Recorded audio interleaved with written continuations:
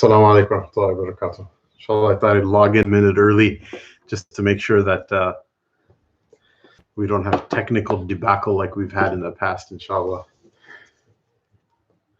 Inshallah, you guys, if you can you hear me and can you see everything? Is the stream happening properly? You leave a comment in the comment section to see if it's working right or not.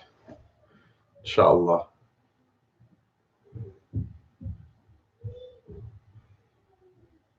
Anyone? MashaAllah, MashaAllah. Barakallahu feekum. Barakallahu feekum. Marhaban. Well, alhamdulillah, this is a great fath from Allah subhanahu wa ta'ala. Alhamdulillah, mashallah, we were able to get this live stream going by Ruben Joseph Batista says much more clear than Facebook. It wasn't 100% Facebook's fault. And this is something I wanted to mention before beginning, or I should say continuing with the dars, which is that, alhamdulillah, I upgraded the internet significantly in order to increase the uploading bandwidth. And I went and purchased a new router and several other components of new equipment to try to make the quality better. I have been looking into mics to try to get rid of some hissing noises in the background, and we're trying to make it better. So none of that is free. So inshallah, if somebody would like to participate and help out with this process, inshallah, they can always go to ribat.org/donate, rabat.org/donate. I don't want to make any, everything into a fundraiser, because, people are not tuning into this dars in order to get stuck up for money. And probably a good number of people who will benefit from the dars are not in a position to donate anyway. But if a person sees and appreciates or thinks that someone else could take benefit from it, do go ahead and help out. And this is one of the things Sheikh Amin actually mentioned in one of my talks with him, near to the beginning of the lockdown. He said that the ulama oftentimes complain about that they should be consulted or they should be kept in leadership. This is the time to show leadership. If people don't step up into the void and try to help out in this time, then there's really no other time for them to do so. So, for those who are doing their part, Allah subhanahu wa ta'ala reward them and give them madad. And it's time for all of us to kind of step up and make things push in the direction of what they need to be rather than what they are, because it's very interesting. I hear a lot of people, they complain about the state of the ummah and the state of in particular, the community here in the United States. And they say, oh, when the elders pass, then the new generation takes over, they're going to fix everything. And my experience is actually quite the contrary. The elders, for whatever hangups they may have or may have had amongst them or amongst great numbers of them, there's a lot of things that the youngers really don't have that the elders have. And one of them is generosity. That they're people, like if their friendships are real, and if their friend called them and said, hey, put your house on a mortgage and I need the money for this and that and the other thing, they don't really question back and forth a lot. They go ahead and do it, and they take care of each other that way. I'm obviously not asking anyone to do that. In fact, I'm encouraging you actively not to do that. In fact, if someone, like some sheikh, is like, hey, put your house up on mortgage and send me your money, just think about it. It may not be the greatest idea, but that doesn't mean that we don't need to step up. We do need to step up and help out with these things, because if every sheikh has to pay for his stream out of his own pocket, then you're not really going to have many sheikhs, and you're not going to have many streams. And the type of people who will be doing this will be the ones who are adept at making money, and that's a skill set that is very different than spiritual enlightenment and intellectual stimulation and learning for the sake of Allah and ikhlas at the end of the day, purity in your intention. And so but we do have to live in this, we have to live in this dunya. So go ahead, inshallah, if you benefit and if you think there's some benefit in it, inshallah, go ahead and chip in whatever you're able to at ribat.org/donate. And inshallah, if you're not able to yourself, but you know somebody who would appreciate something like this happening, go ahead and chip into that or help out with that as well. So we continue where we left off. He says, وَمِنَ الْفَرَائِضِ غَضُّ الْبَصَرِ عَنِ الْمَحَارِمِ. So he mentions that it's also fard, because we think about fard as just being like 5 daily prayers or whatever. It's also fard to lower your gaze from those things which are haram. غض البصر أي كف عينيه عن نظر جميع المحارم أي المحرمات التي حرمها الله تعالى، فلا يحل له النظر لأجنبية ولا لأمرد عفوا على الوجه الالتذاذ للإجماع على حرمة النظر بقصد الشهوة لغير الزوجة والأمة. قال ابن شعبان: النظر إلى الأمرد الحسن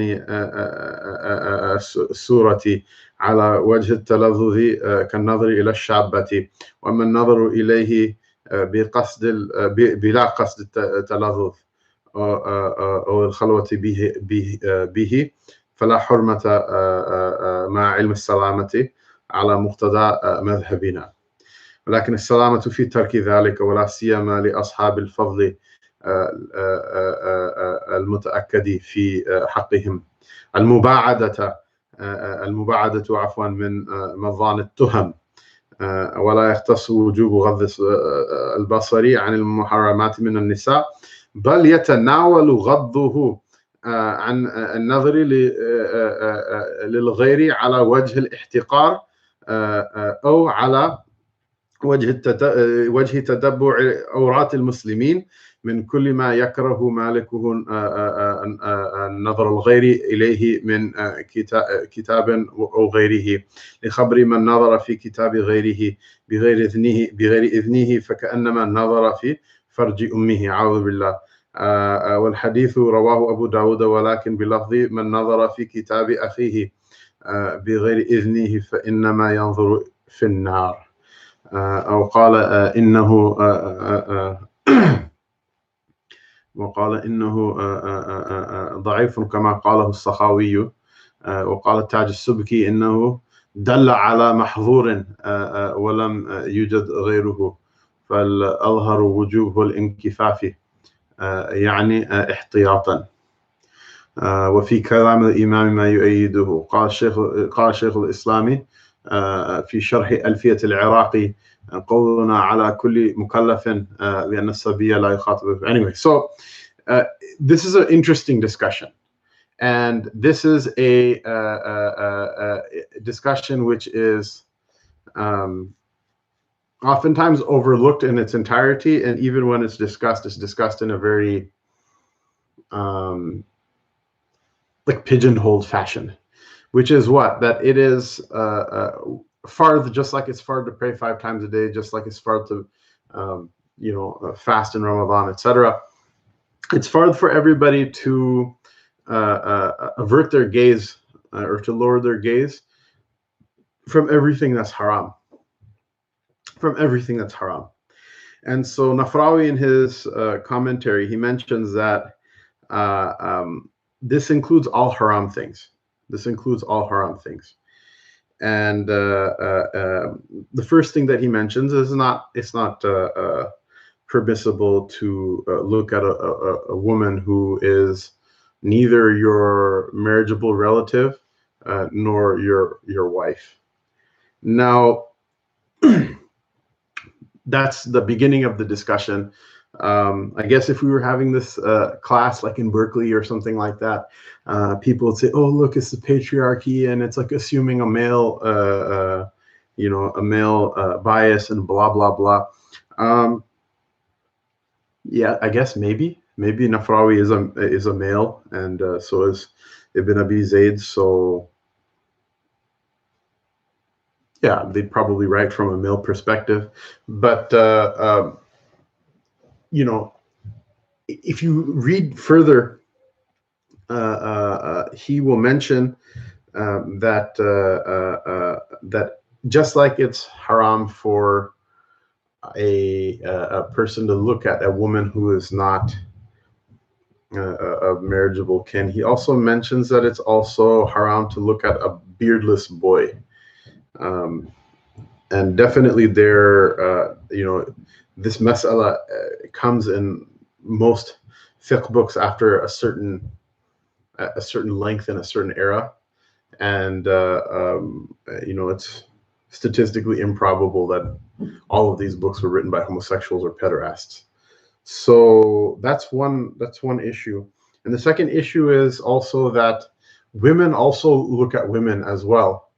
And, you know, women also look at women with haram, and men also look at men with haram, although it's not always exactly the same. And there's a lot going on. There's a lot going on here. So he continues. Some of it will unfold on its own, and then we'll add some comments as you know, as that process moves along. He says that it's haram to look at a woman who is not one's close relative, mahram as defined in other places in the books of fiqh, nor a person's wife. And that's على وجه التلذذ وعلى وجه على غير وجه التلذذ. So that's with the intention of deriving some sort of like pleasure or charm of a sexual nature, or without that. So the rule is that it is haram for somebody to look at a non-mahram of the opposite gender. And there are exceptions to that rule. I mean, what are the exceptions? Like for necessity, like for example, if you are in the court and you're a judge and you have to take testimony from somebody, or you're out in the marketplace and the shopkeeper happens to be a person of the opposite gender, whatever gender it may be. And there's a number of Sharia countenance necessities that are, you know, that are included in this pool of exceptions. And this is one of the founding values of our civilization, which is that we recognize the fact that there is a sexual attraction between male and female. And unlike the Jews and unlike the Christians, we don't think about original sin or mankind being created in sin, or that somehow there's something inherently wrong with sexuality. Rather, it is a creation of Allah Ta'ala, and duality is a characteristic of the creation, and unity is a characteristic of the Creator. Subhanalladhi khalaqa al-azwaja kullaha fima تنبت الأرض في أنفسكم مما تنبت الأرض ومن أنفسكم ومما لا تعلمون. That subhanallah, exalted is Allah above blemish, who created everything in pairs that comes forth from the earth and from yourselves and from those things you don't even know. And so we have, for example, in you know, even in the most microscopic, nanoscopic, picoscopic, femtoscopic level, we have even subatomic particles which are paired. We have orbitals which are paired. We have you know, that electrons inhabit. We have even in the subatomic level, we have things that function with duality. And it's really interesting. Like, I'm not a physicist, so I'm not going to be like one of those like sheikh who talk about and they'll say, oh, this sheikh doesn't know what the hell he's talking about. Okay, fine, I don't know what I'm talking about. I'm not claiming to talk about it with authority. I barely talk with authority about Maliki Fiqh. How am I going to speak about authority with physics or anything else? But they theorize, you know, or at least they think about, they vex about, why is it from the four fundamental forces that are there in the universe, the whatever, strong nuclear force, weak nuclear force, electrostatic force, and gravity. Why is it out of all of them, gravity doesn't have a negative, right? Gravity has an attraction, but it doesn't have, you know, it doesn't repel. And this is something that, like, you know, it's like somewhat counterintuitive. to many physicists, and they think about that and they talk about it. And what the answer to it is, Allah knows best. But the point is that just the fact that the intuition of a person is that there should be some sort of repulsion here. It's a sign that people understand innately that duality is a quality of the creation. And so it's beautiful. Allah subhanahu wa ta'ala made this system, and he made people who are suited for each of these two different natures of a human being, just like of the other creation.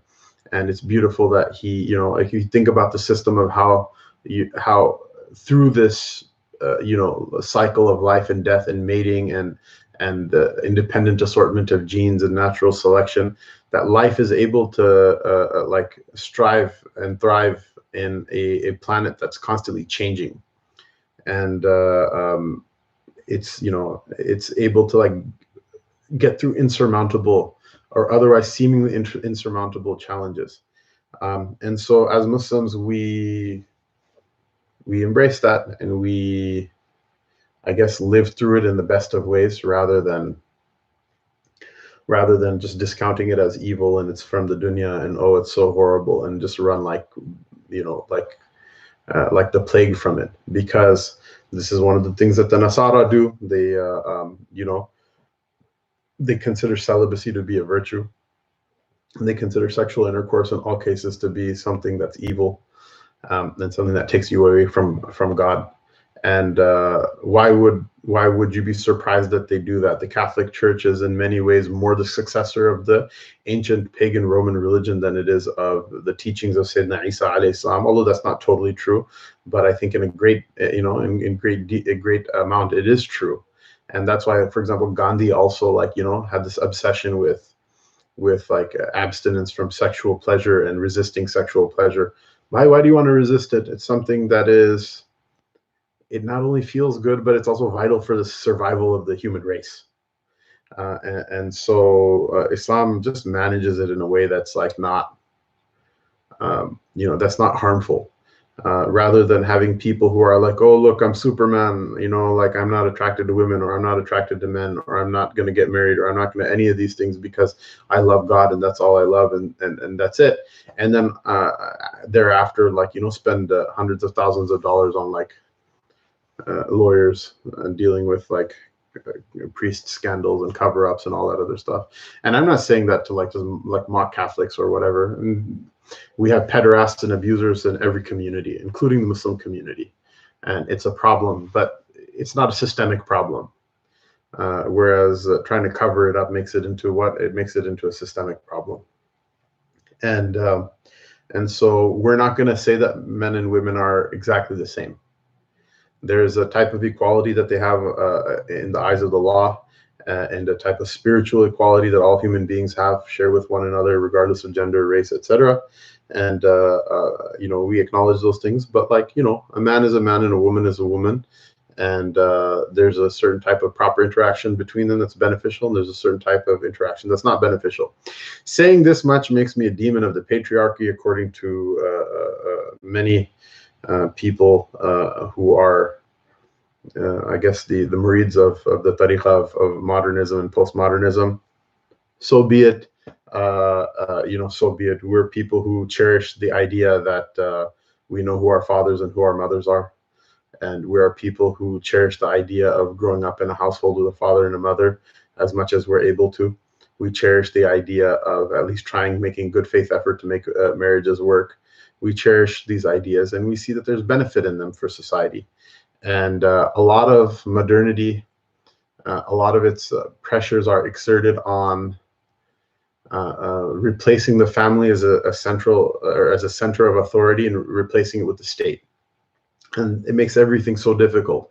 It makes, just look at coronavirus right now, right?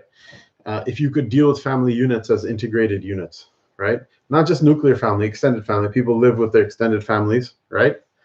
And you have, for example, like grandpa, grandma, you know, and like 7 brothers and sisters. Each of them are married and they have their families. So, you know, like several hundred people in a compound together, which is not all that far from what the picture of economic and material success looked like not all that long ago. If you want to do a quarantine, it's very easy. You have one or two designated people who go out and do the shopping, and everybody else is in the compound. The children play with each other. The women help each other out with what the women do. The men help each other out with what the men do. The classes go on. Everything, like life by and large goes on as normal, and you can have like people take care of each other in a way that allows them to survive. Whereas nowadays, a lot of those functions, we expect the state to take them over. The state is the protector of people and their physical safety. The state is the source of education. The state is the source of jobs and careers. In the old days, a child would generally grow up to do the job that their father did, and they would be trained for that from a young age. Now children have nothing to do with their parents. They want to go run as far away from their parents as possible, which is a byproduct of modernism, because your new parents is the state. Now, I get the fact that some people are like, oh, look, well, the family is abusive sometimes, and some people have abusive parents, and some people have abusive, siblings, and some people have abusive relatives, and some people have abusive spouses, blah, blah, blah. Okay, fine. Replace your annoying family with Donald Trump. You know what I mean? Replace your annoying family with Joe Biden. Or maybe if it's like, if someone is really feeling the chachu fever, replace your family with Bernie Sanders. He's still not a replacement for your family. And that family unit cannot exist in any useful shape or form when men and women have casual sex with one another. Not only because of children that are born without lineage, but because when you do want to have children, the relationship and the bond between a husband and wife it kind of becomes meaningless if that thing that you should get from your wife is something that's basically being spilled about freely, or from your husband for that matter, is basically spilled about freely in public. And I'll say it very clearly, there are a lot of people who are committing zina in our community more than we want to admit. And there are a lot of people, oftentimes will like think about it like, like people have problems, addictions to pornography, or, this and that type of stuff. Those things are probably nearly ubiquitous. And there's another type of an aspect of zina, which is not like as animalistic. It's more human, but it's still wrong, which is emotional zina, that there'll be many women that will form relationships with men, and men that will form relationships with women that are not really normal or healthy outside of the relationship between a husband and wife. And because of that, the husband and wife don't get along with each other. And people do that with their sheikhs and with their students, and they do that with their co-workers, and they do that with their classmates and things like that. And it's just really, really, really dysfunctional. And it's like putting a piece of bread in water. What happens when it soaks? When you soak it too much, it's going to start to disintegrate. That those relationships that are the cornerstone of civilization, the bedrock of civilization, they start to disintegrate. And a person, modernist people are like, well, we don't need rules, we don't need people to tell us what to do, we're going to do what makes us happy. Well, the problem is that there's a kind of like a tension about what makes you happy sexually as a human being. One part of the tension is that we're mammals, like whales and like monkeys and like dogs and like cats. We're mammals, right? This is not a plug for a human being being a descendant of apes, which is not what I believe. But according to zoology, we're mammals, right? We have a 4-chambered heart. We're warm-blooded. Genetically, we line up with we line up with the other mammals, and that those are just objective facts. Whether or not a person believes in the descendant of a human from great apes or whatever, that's not an objective fact. We don't believe that, but it's an objective fact that we have these similarities with the mammals. And so we have the sexual urge like other mammals do, but however, like, what's different between us and other mammals? Unlike whales, unlike cats and dogs, unlike lions and cheetahs and hyenas and all these other mammals, You know, and there's nothing, again, like there's nothing wrong with admitting that a human being is an animal. Forget about animal. We're from the earth. Allah says, "Minha khalaqnakum wa fiha nu'idukum minha nukhrijukum taratan ukhra." We created you from it, and we will return you to it. Meaning, when you die, you'll become part of the earth again. وَمِنْهَا نُخْرِجُكُمْ تَارَةً أُخْرَى. Genetically, we're not only similar to mammals or to other animals. I mean, literally, we have the same. Our proteins are made out of the same amino acids that trees and fungus are made out of. The bacteria and protein, the bacteria are made out of. That viruses like coronavirus are made out of. You know, that's life. It's like, it's life, right? Allah created mankind from one nafs, from one primordial soul. We're joined to that. We're connected to that. That's a spiritual fact, and we're animals. That's an objective fact. After that, I don't believe that we're descended from apes, and you don't have to in order to follow this discussion along with me. But at any rate, coming to the issue is that, like, we are mammals, and we have these like mammal-like tendencies of, like, you know, mammals enjoy mating, like, you know, mammals enjoy it, and other animals from other branches of the tree of life enjoy it as well. But on the flip side, we have civilization, and civilization is built on what? On cooperation. And cooperation is what? It's a distribution of tasks, and distribution and division of labor is what the term I'm looking for is. It depends on a division of labor. Division of labor means what? You know, I'm the person, I make shoes, and the next guy makes hats, and the next guy's a tailor, and the next guy makes bricks, and the next guy knows how to make those bricks into a wall and into a house, and another guy's a plumber, another guy's a carpenter, another guy's an electrician, another guy, you know, teaches books, another person troubleshoots IT. People do all these different things. That's how you get civilization, because one person can't do all of those things alone. One person cannot even build a house alone. Or if they do, they're so specialized in house building, they're not going to be able to write the Ihya Ulumuddin or teach hadith, or you know, they're not going to, you know, have the skill set that's necessary in order to, you know, stitch up a wound or treat the sick or do any of these things, right? And so the issue is this, is that when you want to have a proper division of labor, you're going to have everybody able to specialize in the one thing that they're doing so well that they're really good at it, and they're able to do it more efficient than others, and to be able to focus on it, right? And in order to be able to focus on something, you have to have a place to live, you have to have something to eat, you have to have your basic needs taken care of. Well, what's a basic need? A person's shahwa, a person's sexual desire is a basic need, and it should be fulfilled. You shouldn't have like these massive, like huge gangs of young unmarried, and frankly, you know, this is not a family friendly dars, so if your children are listening, maybe it's time to let them, you know, go play or whatever. But you can't have like gangs of unruly, horny young men walking around.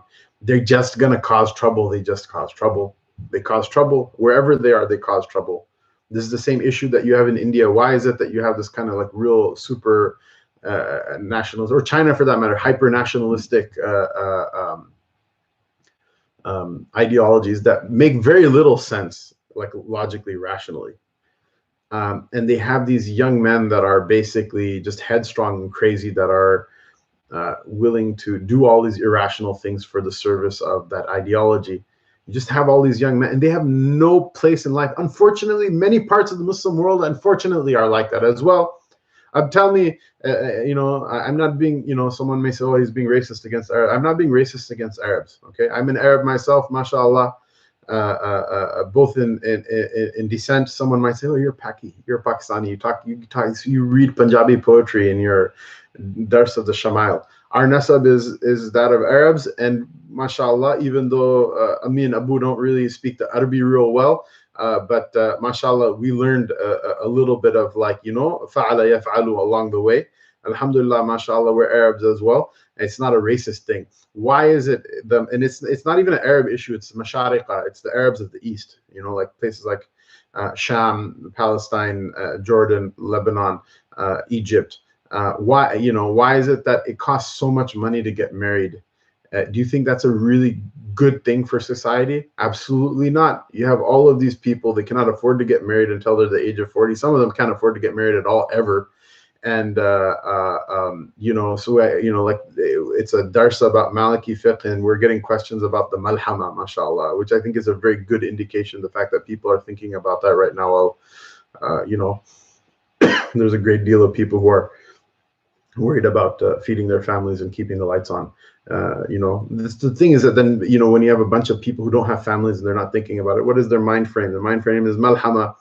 And those people are able to, you know, like large numbers of people like that are able to do those things that are disruptive for society, that usually family people don't do and cannot do.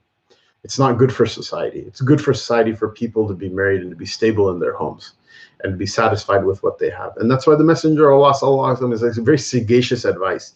He said what? He said, whoever amongst you goes to the marketplace and sees a woman and their desires are inflamed, let him go home and fulfill his desire with his wife, because he'll find with his wife the thing that he saw in the marketplace.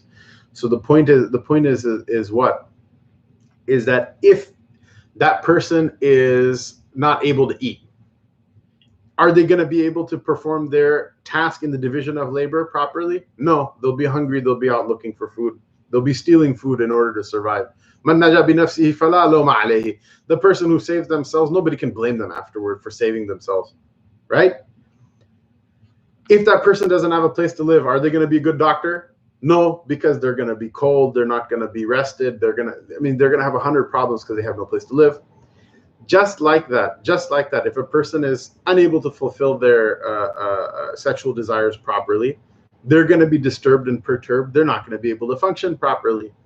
This is why our Sharia has like so many like rules about this, that if a man, for example, refuses to make love to his wife doesn't have the unilateral right, according to most of the schools of the Sharia. In fact, according to like I don't know of any exception of this, right? That a woman doesn't have the right to unilaterally divorce her husband.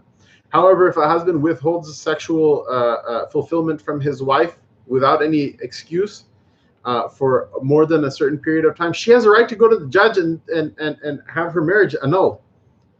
And likewise, a man, you know, if he's not finding fulfillment, enough fulfillment, or a fulfillment that like will make him able to function properly in society, he has the ability to marry another woman in the Sharia. And like, fine, you don't want to do it, don't do it. If there's a sister listening to this darshan is like, oh my God, how come they keep bringing it up? Or what? I'm not saying you have to go and tell your husband, hey, you know, like my best friend from college is looking for you. Not that, you don't have to do any of that. You don't even have to like it for yourself. I'm just saying the system is that imagine there's a man somewhere who's not fulfilled properly. And I'm not talking about, you know, somebody who doesn't bother to control themselves, somebody who doesn't bother to fast and doesn't try to control. But there's some people, some men are like that. Some women are like that. Their husband is not enough man for them. A woman cannot have several husbands because it will ruin the lineage of the children. You cannot know who's which child belongs to who. Someone might say, well, we have genetic testing nowadays. What if a woman marries two brothers or two cousins? There's all kinds of problems with it. And that's just looking at it from a very cold steel science perspective. A human being is much more than just that. But there is accommodation in the Sharia through all of these different routes in order to ensure that a person is also sexually fulfilled and sexually stable. Why? Because if they're not, they're just gonna cause problems. They're just gonna like rove around in huge bands.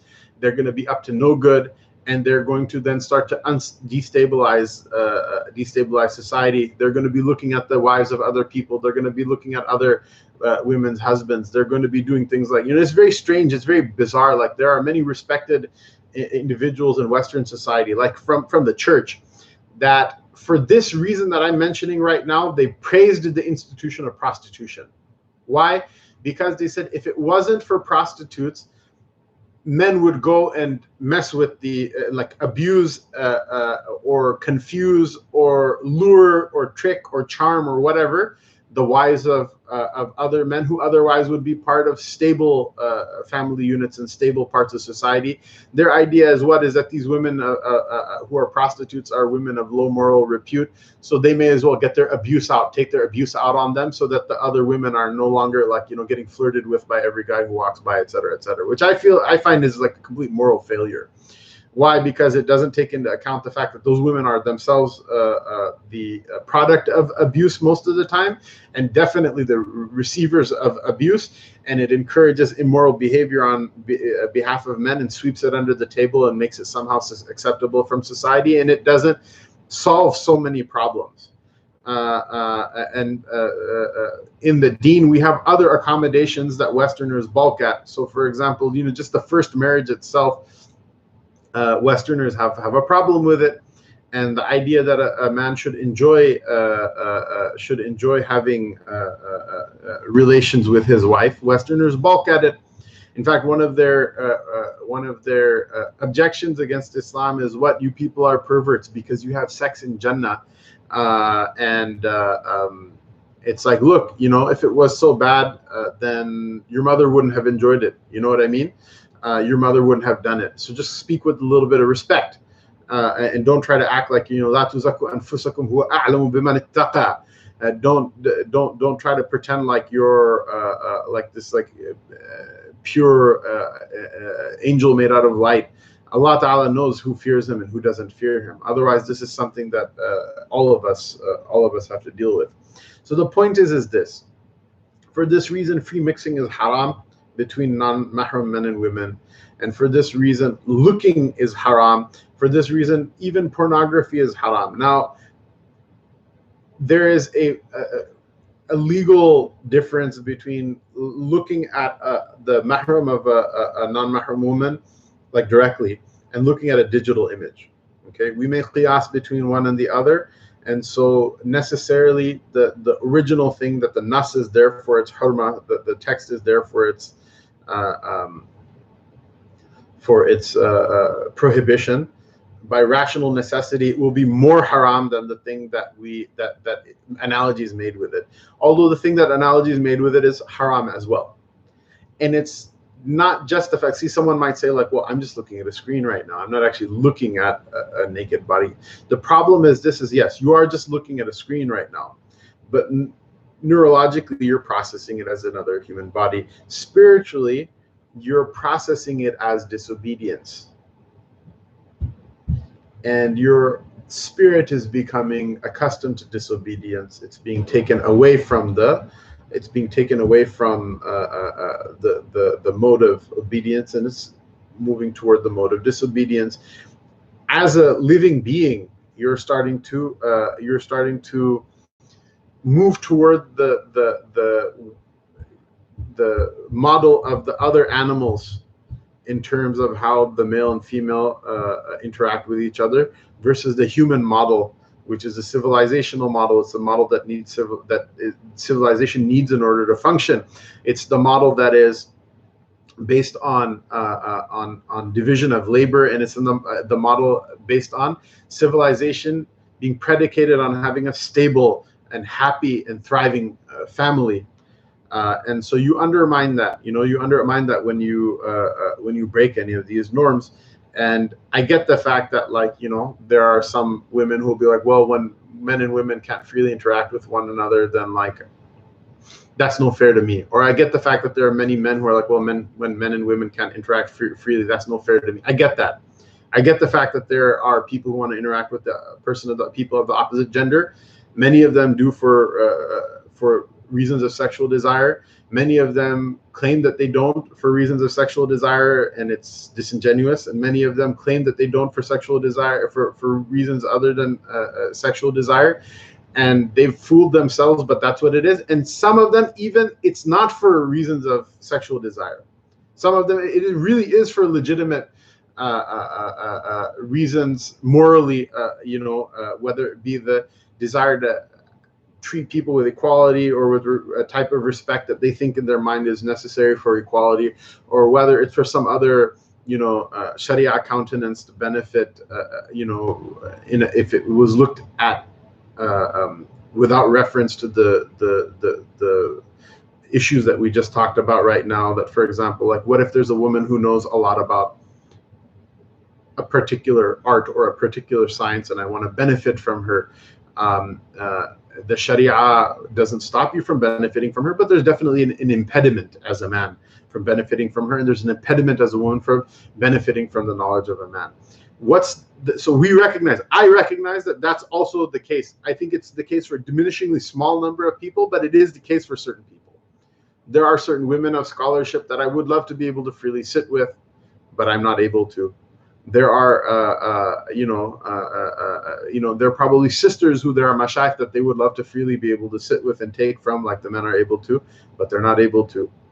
What's the problem? The problem is you have to put all these things in the scale pan, and you have to look what is the net benefit and what's the net harm. And if the net harm in something outweighs the net benefit, then what happens? Then we don't do those things. And this is also an usuli principle that dar'ul mafasid yuqaddamu ala jalb al-manafi', that warding off harm is prioritized over gaining benefit when the two are equal. This is not like a mutlaq rule. I mean, sometimes, like, for example, there's a little bit of harm in a very, very minute amount of harm in something that's really like a universe of benefit in. We're not talking about that, but when the two things are equal, then what do? We give priority of warding off harm over garnering benefits, and the reason for that is very elegantly summarized by Imam Nawawi in his Riyadh al-Salihin when he's talking about deciding whether you should say something or not in a particular situation. He says, لأن السلامة لا يساويه شيء. The being safe from harm, there's nothing that matches it. There's nothing that matches it. It's literally the quality of Jannah. The Jannah is Dar Salam, being free from harm or blemish. Nothing matches it. It is the maqsad that all of us are striving for. It's the goal that all of us are striving for. And I know, like, this is like, someone's like, well, Sheikh, you said Maliki Fiqh, and now you're going off on this tirade. It's not a tirade. Why? Because it's making you understand why this hukum is what it is and why it's important. And further than that, and we mentioned that it's always, usually when we talk about ghadul basar, lowering the gaze from what's haram, it's in a heterosexual context. Okay, we mentioned it in the homosexual context as well, right? And it's also in a non-sexual context as well. And that's the part that we oftentimes miss out, which is what? Which is that looking at the haram as haram for things other than just of a sexual nature. Looking at somebody with the eye of jealousy, haram, look away. If you're going to be jealous of people, don't mix with them. What else is haram? If someone is doing a sin, and you're looking at it in a way that you're pleased with it. This happens all the time. So and so is, their income is haram, but you're like, oh, look at how nice their car is and how nice their suit is and how nice they talk and whatever. It's haram. Look away from it. وأشربوا في قلوبهم وأشربوا في قلوبهم العجل بكفرهم, that they were, through their eyes seeing the calf, the kufr, the disbelief of even looking at that idol was they were made to drink it into their hearts. By the way, someone asked what's a good book for studying Maliki Fiqh, and Brother Malhama, mashallah, answered that the Muwatta of Imam Malik. The Muwatta is not a book of fiqh, and you're going to learn almost nothing about Maliki Fiqh by reading Muwatta. As a beginner, there are a number of books that you can read, a couple of which are translated into English. One is Ali al-Iraqi's al-Murshid al-Mu'in, his translation of al-Murshid al-Mu'in. I think it's like, someone can put a link up to it for where it's available. I think it's like an introductory to Maliki Fiqh, etc. If you can learn Arabic, then the Risalah ibn Abi Zayd is a very good book to learn from. That's a whole nother discussion. I want to finish the train of thought I'm on before getting distracted too much. Sheikh Musa, Jazakumullah khairan, actually upgraded my internet, bought a new router, bought like a bunch of stuff in order to try to clean the stream up. But coming back to what we were talking about from before, it's haram to look at all of the haram is haram to look at. You know, if someone's mocking another person, you know, it's haram to look at them with the eye of pleasure. You know, it's haram. If you're a person and I'm racist against purple people, it's haram to look at a purple person and look down at them. The ayn al-haqara, the nadhr al-haqara, he mentions this, the ihtiqar,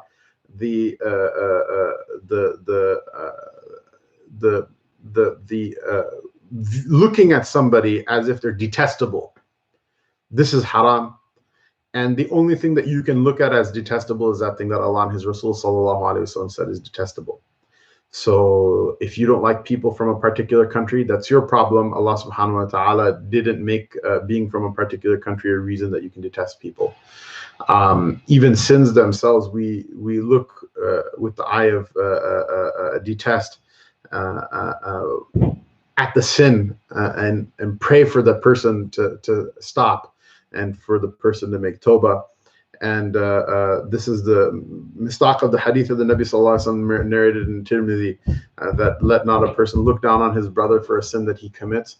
And he mentions that the punishment for the person who does that is what? Is that they won't die until being tested and tried by that same from that same sin. Meaning what? Not only is that haram to look down on another person, even if they're a sinner, especially your Muslim brother, that the punishment of that is what? Because one thing is to look down on the sin, that's an obligation. The second thing is to look down on the person. The punishment of looking down on the person is what? Is that Allah subhanahu wa ta'ala punish you by making you commit that same sin that you're looking down at that person for from before. And this is where aqidah is very important in understanding your fiqh. That haram is bad, sin is bad for sure. But if you become so Protestant about your hatred of sin that you look down on people for a particular sin that's in a way that's worse than kufr, then you're going to run afoul of the spiritual system of Islam. You're going to run afoul of the creedal system of Islam, and that's going to force you. That's going to force you, even despite your lack of desire to do so, it's going to force you against your own self to run afoul of the legal system of Islam, because we made Islam all into fiqh, and fiqh is important, but we made Islam, we made Islam into just a law, and we forgot the intellectual bedrock that it's built on and the spiritual earth on which that bedrock is laid. So it's haram to look down on people, and I think that in many ways, a person who looks down on other people, a person who looks down on people from a particular country or from a particular background or of a particular social class or of a particular caste or of a particular color or of a particular economic status, or that has a particular passport or doesn't have a particular passport. We have these ridiculous things in the Muslim world. Allah subhanahu wa ta'ala protect us. Some of us should carry umbrellas with us so that the rocks that really are like on the verge of raining down in the sky and bashing our heads in because of how egregious these things. We have certain Muslim countries, wal-iyadu billah, a kafir, if they did it, is bad enough. A Muslim doesn't make no sense whatsoever. They'll literally give you different protocol in different places because of your passport. And Allah Ta'ala in His book, who's the King of Kings and to whom sovereignty belongs, Allah Subhanahu wa Ta'ala is what? Is the one who says, in akramakum indallahi atqakum, that the most honored of you are the ones, the most honored of you in the eyes of Allah Ta'ala are the ones that fear Allah the most. So looking down on people because of any of these things, I would say, and mashallah, I guess we have a couple of students of knowledge, and Sheikh Mufti Musa is on, at least was on for a minute. If he's still on, you can tell me if you have a difference of opinion, or you think this is out of line for me to say. That there are certain things that people look at, certain harams that they look at, and they agree with, or they look with certain sins of arrogance and takabbur and looking down on people and ihtiqar and belittling people, that literally probably would have been less of a sin for that person to watch pornography than it would have been for that person to look down on another human being with this satanic like arrogance that people look at each other. And inshallah, Bhai Malhama asked, when are you going to come back to Toronto? Inshallah, when the zombie apocalypse is over, if any of us are still alive, inshallah, we'll meet in happiness, inshallah. And I'll also apologize and I'll try to be nice to you. Barakallahu feekum. But the point that was being made, I think it's something that we should think about. And the nazar of a person, the eyes of a person, and the way you look at things, it's really important. You know, it's what made the companions who they are, that the Prophet ﷺ looked at them and they looked back at the Prophet ﷺ. That's what made them the companions. The rabbis, they say what? It's very interesting. It's very interesting. Some of their bayans I listen on YouTube. I probably should be doing something better with my time. But they mention this one thing, that the Cain and Abel, Habil and Qabil, Allah subhanahu wa ta'ala taqabbala min ahadihima wa lam yataqabbal min al-akhar, that Allah ta'ala accepted the sacrifice of one of them and didn't accept the sacrifice from the other. They mentioned this, that the reason the sacrifice wasn't accepted was that when it was put on the altar, he looked up, you know, and he looked up toward the heavens with the gaze of having no adab. And that's why his sacrifice wasn't accepted. And looking at people, looking at things in the wrong way is a very toxic practice. And we're people who believe that a human being has a spirit. We're not just like a random collection of, you know, proteins that happen to assemble themselves in a particular way, and that happens to be animated and like fooled itself into being alive. You know, if you believe that, then like, you know, I should take your wallet and run with it, because there's no real moral reason I shouldn't. And even then, like, who's to say that, you know, I as a Hamza exist, that I should be morally responsible for taking the wallet? Anyway, this just degrades into like a whole like philosophical discussion. But the point is what is that we don't believe that. We believe that you're a human being. You have a ruh, you have a spirit inside. What you look at has a big effect on who you are. And he's saying right now, Sheikh is saying right now that it's far to avert your gaze from the haram. Every negative thing, there's another side of the coin, which is a positive thing as well, which is what? If looking at bad stuff in a bad way is bad and toxic for your spirit and it's haram and it's a sin, then looking at good stuff is good.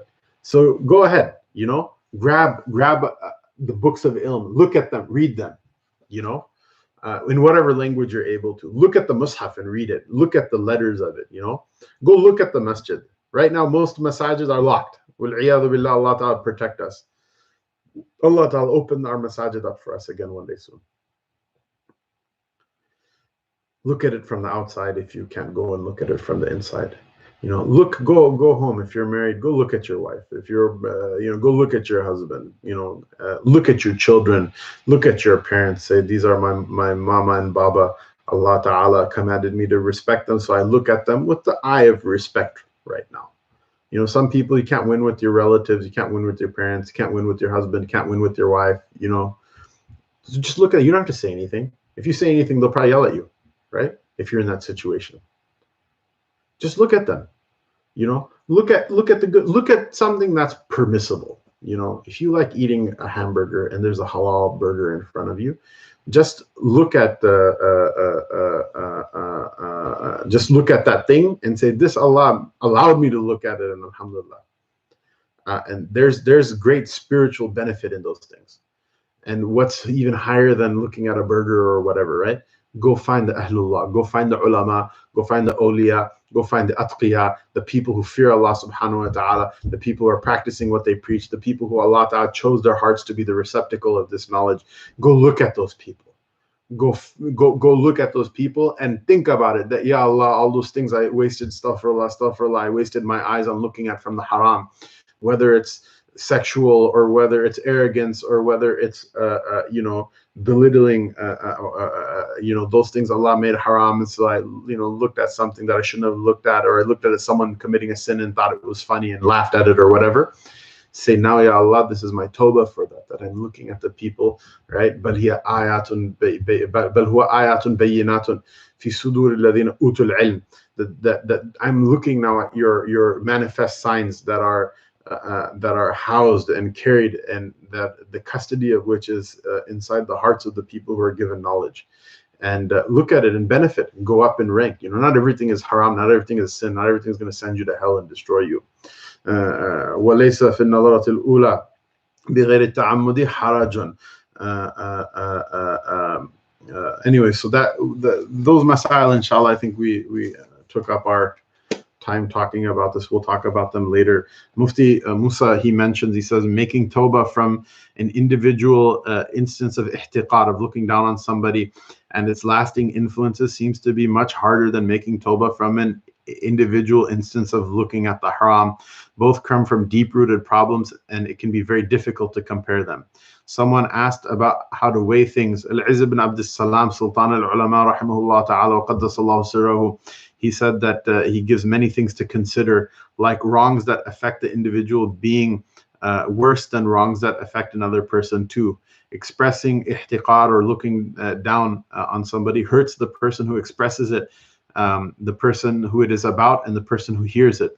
Looking at the haram hurts the one who looks, and does not necessarily hurt the one who's looked at. It's possible in that, and it's possible that it does hurt that person as well. Al-Izz ibn Abdus Salam gives many other things to examine when just weighing the two acts.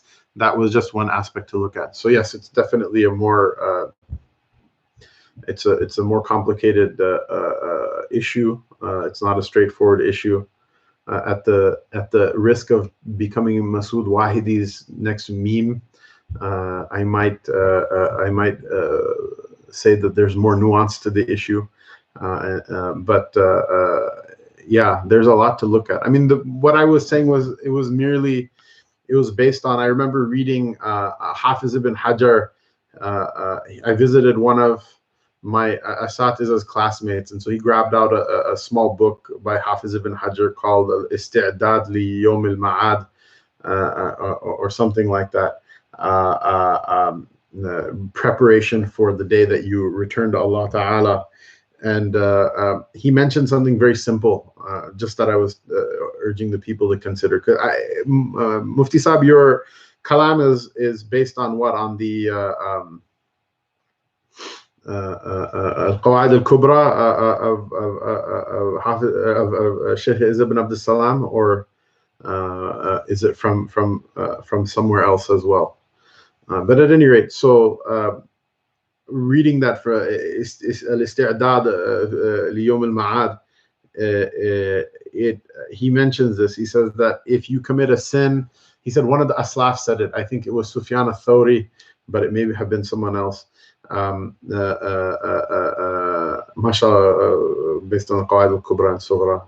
Inshallah, we have the tawfiq of reading it and reading other books together one day soon, inshallah. He mentions that one of the Aslaf said that if a person commits a sin, if you commit a sin based on your shahawat, on your carnal desires, repent from it and hope for Allah's forgiveness.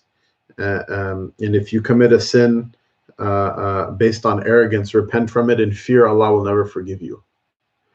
And that's the reason for that, is that the mistake of Sayyidina Adam alayhi salam was one of desire, and the sin of Iblis was one of arrogance, of takabbur.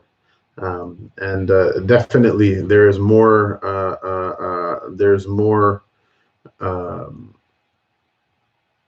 to look at in everything. Things are not like so super simple, cut and dry, black and white. But that was just, I guess, the one angle that I was looking at it from. Allah subhanahu wa ta'ala protect us. Allah Ta'ala protect us like a mother protects the newborn baby from everything that distances us from Him, from everything that cuts us off from Him, from everything that poisons our relationship with Him, from everything that poisons our deen and poisons our hereafter. Allah Subhanahu wa Ta'ala protect us. There's just so much harm out there. Allah protect us from it and purify us from it, and Allah Ta'ala give us khair. Mufti Sahib says istihqar, belittling or thinking little of somebody if expressed is likely going to be tied to ghiba and namima, backbiting and tailbearing as well, and other things. And he says that it's going to be tied into other vices as well. Allah Ta'ala protect us from all of these things that will steal our iman and that will make our portfolio crash before we have to retire to Jannah. Allah Ta'ala protect all of us. Allah Ta'ala lift and raises ibtila, this calamity from the heads of the Ummah of Sayyidina Muhammad sallallahu alayhi wasallam, from the heads of the creation. We talked a real big game tonight, as we do every time we crack the books open, because that is just thinking about that mode of living and that mode of being free from sin and spiritually thriving. It's real big talk. And when the camera is done and when we all go our separate ways, then Allah knows what the reality is. But take heart, inshallah, that even sitting and thinking about that goodness, together for the couple of minutes that we sit in this dars or in other durus or other halaqat of dhikr or whatever, it's a great ni'mah and a blessing from Allah Ta'ala, and there's great khair and there's great nur that comes from it, and there's great benefit that comes from it. So Allah Subhanahu wa Ta'ala, because of the barakah of this act that we came together for His sake in order to learn something and in order to remember something better, Allah Subhanahu wa Ta'ala forgive us our sins and ward this calamity off from our heads and open our masajid again, and give us the tawfiq of living by iman and dying by iman. وصلى الله تبارك وتعالى وسلم على سيدنا محمد وعلى آله وصحبه أجمعين.